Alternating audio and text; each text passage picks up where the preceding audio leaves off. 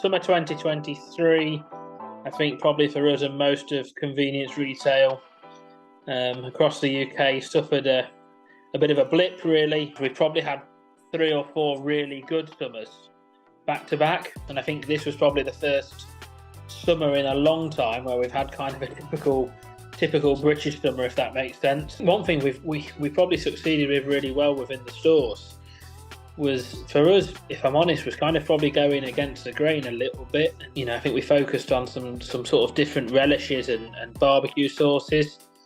You know, a little bit more premium, a bit more pricey than your average sort of spend, but actually we're really successful despite the weather. I definitely feel that barbecuing is, whether it's just a sort of, like I say, a local thing to us, but the standard of barbecuing and the products people are looking for. I mean, we obviously have a local butcher in both sites, and during the summer this year, one of the things we did do was kind of provided a bit of a leaflet or a list as such of different cuts.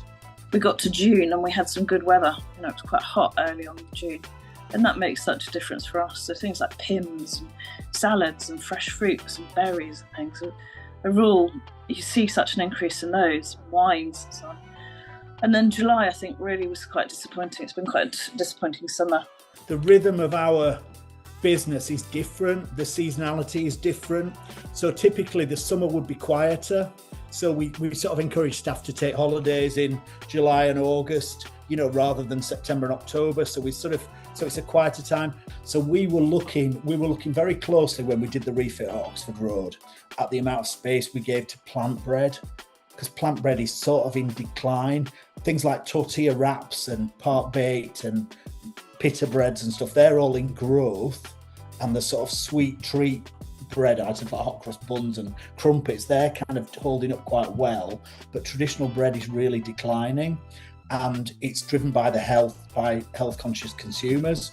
So we obviously trimmed that back, and then we were looking at healthy snacking. So we took a decision not to put the healthy snacking near to the confectionery. We've kept that in a dedicated section, and it's very close to bottled water. And that's really helped in the sales of those products. Well, during the summertime is normally this positive time of the year for everybody, but due to the weather circumstances, I'm sure a lot of people have suffered, with the current climate of the weather. But we've bucked that trend, really, I would say, just because of where we traded pre-COVID time. And, you know, sales have been up, if I am, year on year, due to where we've traded over the past, and, sales have been up, footfalls up, and transactions are up. That means more people are coming in the store, and by looking after our staff and, the community store that we have, has meant more people are coming into the store.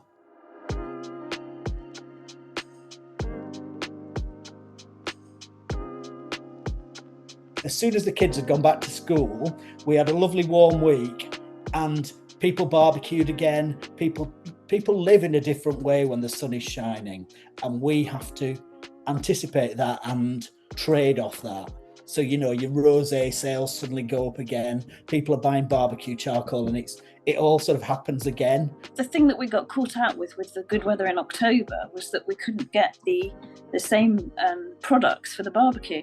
So, people were coming in to have barbecues, and we had to be a bit clever, really, and suggest other things and to make your own kebabs, because things like that we just weren't supplied with, really. So with a store that is close to a university or student dependent, it's then all about Freshers Week, because Freshers Week tends to set your level of turnover for the rest of that academic year. So you kind of peak in Freshers Week, and then it drops off a little bit, but you've got to it's like playing keepy uppy. You've got to sort of you've got to maintain that momentum. And we were looking really closely at eggs. Now, obviously, we have a lot of foreign student customers, lots of Chinese customers. They use a lot of eggs in cuisine, and our egg sales are now more in value terms than our bread sales each week. And you think about the space that we allocate to eggs versus bread, that section is really overperforming. As things happen, we adjust very quickly, and we're lucky enough to be able to adjust quickly because we're a small operational business. And as things happen, as trends happen, we adapt quickly, we react quickly to maximise our sales, maximise our opportunities. As Tesco have closed because unfortunately there's been a fire, and we've been able to adapt to that and react quickly so we maximise our sales opportunities. So Halloween in 2023 for ourselves was different to the previous years. We invested a lot more as a business into it. We had a bigger range of products, a bigger display. Trade was slow into the event, however, the last sort of 3 days proved pivotal in delivering the sales required to clear through the stock. Following into Bonfire Night, we saw a bigger trade into a value-based product this year. We normally do quite a lot of business with the local butcher, however we saw sort of the main national titles, tinned hot dogs for instance, becoming a lot more popular than previous years, which probably reflects the current economic environment. Christmas, I think, starts earlier and earlier, and I think it's probably more important to put your stocks out now and you know much earlier than you would previously. I think people are picking things up earlier so that they can balance their spending a bit more through the season.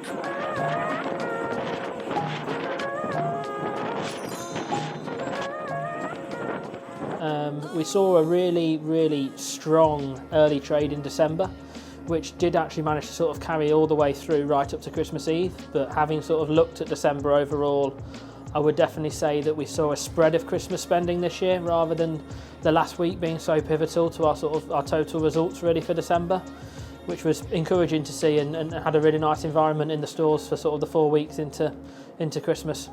So in this store we've got less than 2,000 square feet, so we really have to make the space work hard from us. We really have to trade every inch. So we've gone extra high on the refrigeration.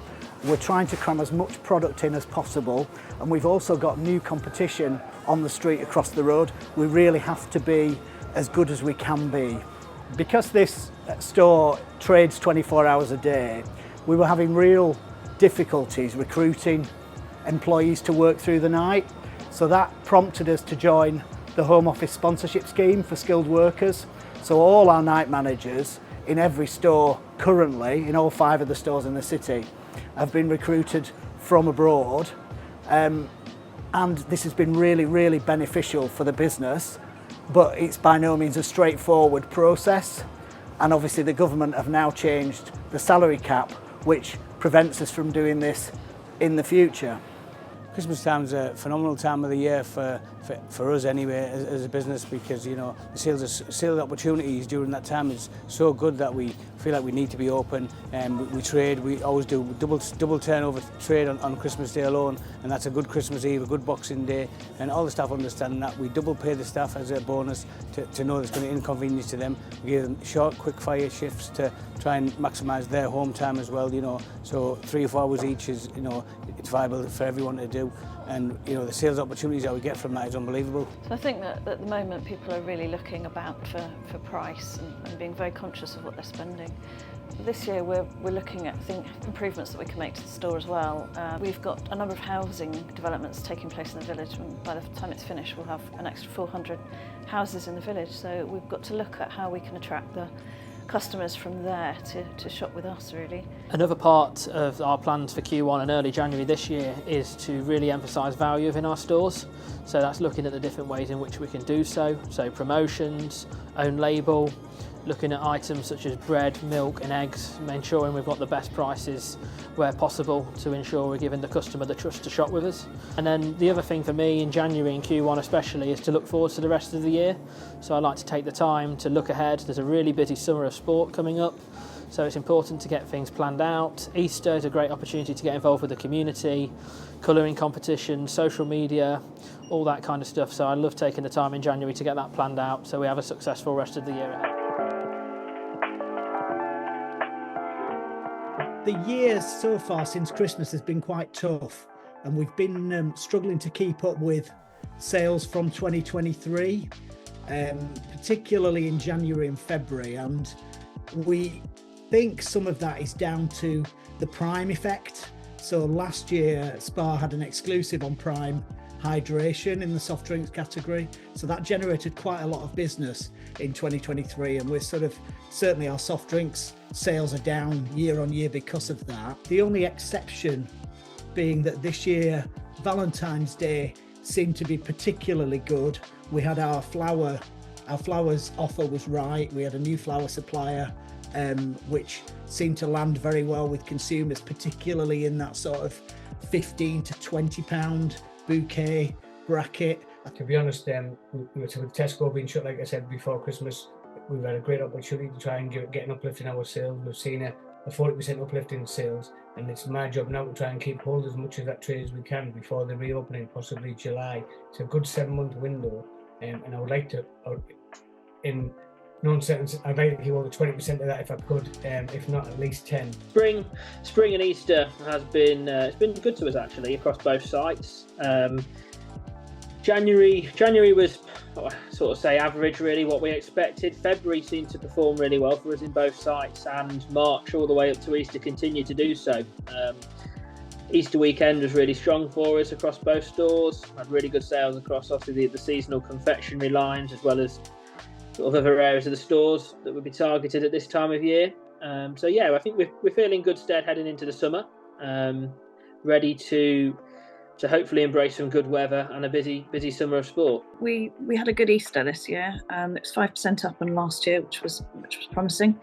The main things were things like daffodils. People wanted lots of daffodils this year, which is, I suppose, it adds a bit of joy to your life, doesn't it? Hot cross buns sales were incredible. We buy them from a local bakery, and they're £1.20 each, which I think is, they're beautiful. They're fantastic quality.